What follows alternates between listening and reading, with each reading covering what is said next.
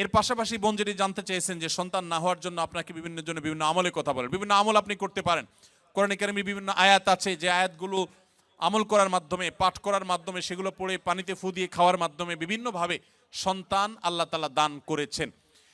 বিশেষ করে আমি আপনাকে কোরআনের আমলের কথা বলতে চাই। আপনারা জানেন আল্লাহ নবী ইব্রাহিম আলাইহিসসালাম, তাকে আল্লাহ তাআলা বার্ধক্যে সন্তান দিয়েছেন, বৃদ্ধ বয়সে সন্তান দিয়েছেন।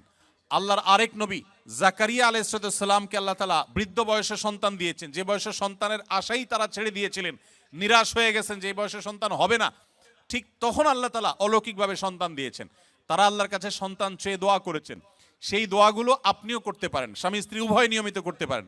তার ভিতরে একটা দোয়া হলো রব্বি হাবলি মিনাস সলিহিন, আল্লাহ আপনি আমাকে নেক সন্তান দান করেন। এই দোয়া বেশি বেশি পাঠ করবেন। এমনকি যাদের সন্তান আছে, আবারও সন্তান হবে সে আশা রাখেন, আপনিও আল্লাহর কাছে দোয়া করবেন।